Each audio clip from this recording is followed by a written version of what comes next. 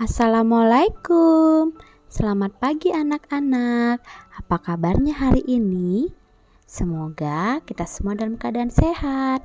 Hari ini kita akan mulai lagi pelajaran kita. Masih bersama dengan Ibu Evi. Kita akan belajar tentang tema 1, subtema 2, pembelajaran 3. Kalau sudah siap, mari kita mulai belajar. Nah, anak-anak, coba perhatikan di sini Ibu ada peta Indonesia. Nah, di sini ada gambar 2 peta. Coba, apa sih bedanya kok ada gambar 2 peta? Iya, peta yang pertama menunjukkan peta umum dan peta yang kedua menunjukkan peta khusus. Apa itu perbedaannya? Mari kita bahas. Peta umum adalah peta yang menggambarkan keadaan permukaan bumi secara umum. Dalam peta ini, situasi seluruh kenampakan yang ada di permukaan bumi, baik bersifat alamiah, seperti sungai, danau, gunung, lautan, hutan, dan lain-lain, maupun buatan manusia, seperti jalan raya, kota, pelabuhan, perkebunan, dan lain-lainnya. Nah, contoh peta umum antara lain peta dunia, peta korografi, peta rupa bumi, dan peta topografi. Sedangkan peta khusus biasa disebut juga dengan peta tematik. Apa itu peta khusus atau peta tematik? Nah, peta khusus adalah peta yang menggambarkan kenampakan tertentu atau yang secara khusus yang ada di permukaan bumi. Pada peta penggunaan simbol merupakan ciri yang ditonjolkan sesuai tema yang dinyatakan pada judul peta. Beberapa contohnya ada peta tematik antara lain peta iklim, peta jenis geologi, peta penggunaan lahan, peta persebaran penduduk, dan lain-lainnya. Nah, kalau contoh yang di depan itu ada contoh peta khusus tentang peta kepadatan penduduk yang ada di Indonesia. Lihat simbol yang ada di pojok kanan, itu menggambarkan kepadatan penduduk yang ada di Indonesia. Coba anak-anak perhatikan, di sini ada peta suku bangsa di Indonesia. Peta suku bangsa ini menunjukkan peta khusus atau peta tematik. Keberagaman bangsa Indonesia terbentuk oleh banyaknya jumlah suku bangsa di Indonesia yang tersebar di berbagai pulau dan daerah. Contohnya di Pulau Jawa itu ada suku Jawa, Sunda, Madura, Betawi, dan masih banyak lagi. Kemudian di Pulau Sumatera ada suku Minangkabau, suku Batak, suku Melayu, suku Aceh, ada suku apa lagi? Sebanyak lagi ya.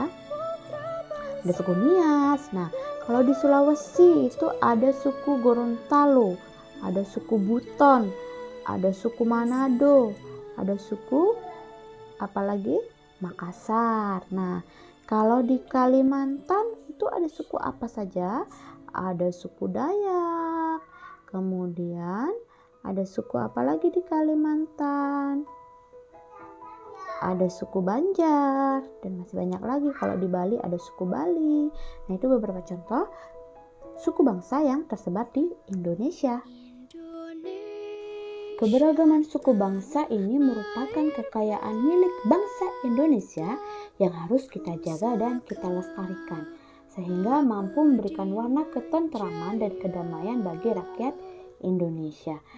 Selain keberagaman suku bangsa di Indonesia yang beragam, ternyata Indonesia juga memiliki 6 agama yang diakui oleh pemerintah untuk dianut oleh masyarakat Indonesia. Apa sajakah agama itu? Yang pertama adalah agama Islam, agama Kristen, agama Katolik, Buddha, Hindu, dan Konghucu. Dan agama Islam menjadi agama mayoritas yang banyak dipeluk atau dianut oleh masyarakat Indonesia yang tersebar di seluruh Indonesia. Nah, faktor-faktor apa saja yang membuat bangsa Indonesia menjadi bangsa yang besar? Nah, di sini ada 6 faktor yang menjadikan bangsa Indonesia menjadi bangsa yang besar. Yang pertama adalah nilai-nilai luhur yang hidup di tengah-tengah masyarakat.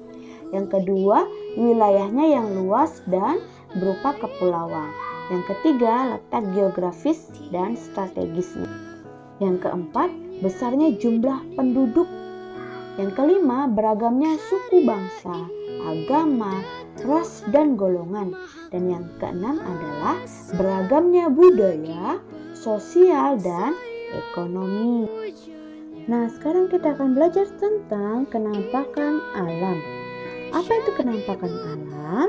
Kenampakan alam adalah kenampakan yang ada di lingkungan dan terbentuk oleh alam dengan sendirinya. Kenampakan alam merupakan segala sesuatu yang berada di atas permukaan bumi, baik yang berada di darat maupun di laut. Kenampakan alam sering disebut dengan bentang alam. Ini timbul akibat adanya peristiwa-peristiwa alam yang terjadi di atas permukaan bumi. Kenampakan alam di Indonesia terbagi menjadi kepulauan, daratan, perairan, tanah, dan hutan. Yang pertama, di sini ada kenampakan alam daratan. Contohnya itu yang pertama dataran rendah. Dataran rendah banyak dimanfaatkan sebagai lahan pertanian, peternakan, pemukiman, pusat industri dan perkebunan seperti perkebunan kelapa, tebu, dan tembakau. Dan yang kedua, di sini ada dataran tinggi. Udara yang sejuk membuat dataran tinggi dimanfaatkan sebagai tempat peristirahatan, tempat wisata, kegiatan perkebunan seperti teh, perkebunan sayur, dan perkebunan buah-buahan. Ini ada contoh perkebunan teh, ada gambar perkebunan teh yang ada di dataran tinggi. Selain itu yang ketiga ada pegunungan. Indonesia dilalui oleh dua jalur pegunungan dunia, yaitu pegunungan Sirkum-Pasifik dan pegunungan Sirkum-Mediterania, sehingga masih banyak gunung berapi yang masih aktif kecuali di Pulau Kalimantan. Nah, sekarang kita akan belajar tentang kenampakan alam perairan. Di sini ada yang pertama sungai. Sungai di Indonesia dimanfaatkan sebagai tempat budidaya ikan, sarana transportasi, pasar terapung, dan sarana olahraga. Ada banyak sungai yang tersebar di Indonesia. Yang kedua itu ada danau. Danau dimanfaatkan sebagai tempat wisata, sarana olahraga, budidaya ikan air tawar, dan sumber air bersih. Contohnya Danau Toba. Kemudian di sini ada laut. Laut dimanfaatkan nelayan untuk mencari ikan sebagai tambak udang dan tambak garam atau petani garam. Yang keempat itu ada selat. Apa itu selat? Selat adalah laut sempit yang berada di antara dua pulau. Di Indonesia ada beberapa selat yang tersebar. Yang pertama Selat Sunda. Selat Sunda itu yang menghubungkan Pulau Jawa dengan Pulau Sumatera.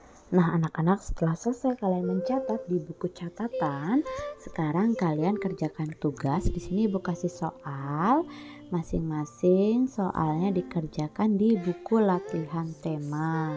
Di sini kalian Ibu suruh menjawab pertanyaan 1 sampai 4 dan juga kalian mengerjakan soal yang menghubungkan garis manakah yang menunjukkan suku bangsa dengan pulau yang tepat. Kalian tinggal tarik garisnya saja ya. Jika sudah selesai, kalian bisa kirimkan tugasnya ke WhatsApp Ibu Evi. Terima kasih anak-anak, semangat selalu belajarnya dan jangan lupa untuk selalu jaga kesehatan, makan makanan bergizi. Kemudian rajin-rajin belajar di rumah, harus tetap semangat dan jangan lupa untuk selalu berdoa. Terima kasih.